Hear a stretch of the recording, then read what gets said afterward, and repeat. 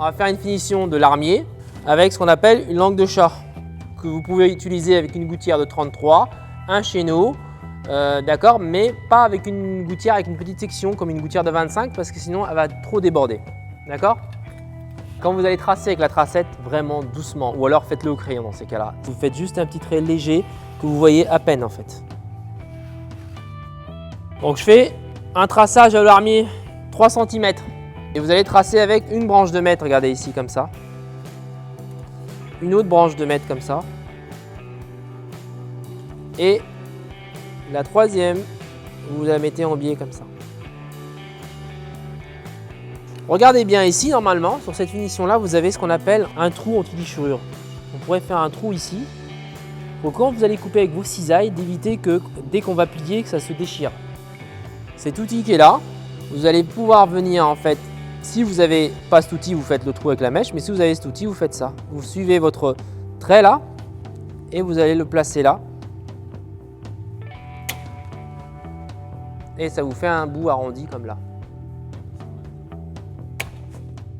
Voilà, une fois que vous avez réalisé ça, vous pouvez, si vous voulez prendre vos cisailles, vous pouvez faire une petite entaille. Là, c'est le petit morceau qui est là. Si vous voulez le garder, vous le gardez, mais vous pouvez l'enlever comme ça. Alors, le pliage que vous pouvez faire, vous pouvez vous servir d'une bonne vieille batte comme celle-ci.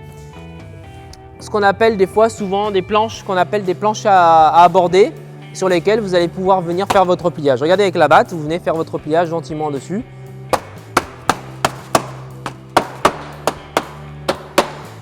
Vous voyez ici que là, le zinc n'est pas déchiré grâce à l'encocheuse.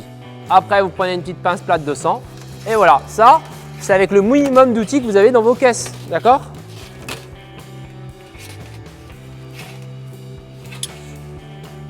Si vous voulez, là, ici, vous pouvez faire un petit casse dessus.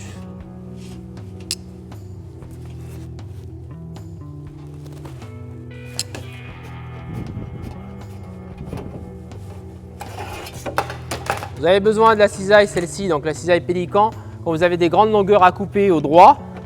Après, vous prendrez des petits tubes de bande d'égout ventilés ou non ventilés. Vous allez pouvoir fermer le larmier qui est là avec la pince à larmier. Vous venez, vous finissez bien votre pince à larmier là. D'accord? Vous aurez un égout propre comme ça. On claque celui-ci. Un coup de pince à larmier aussi.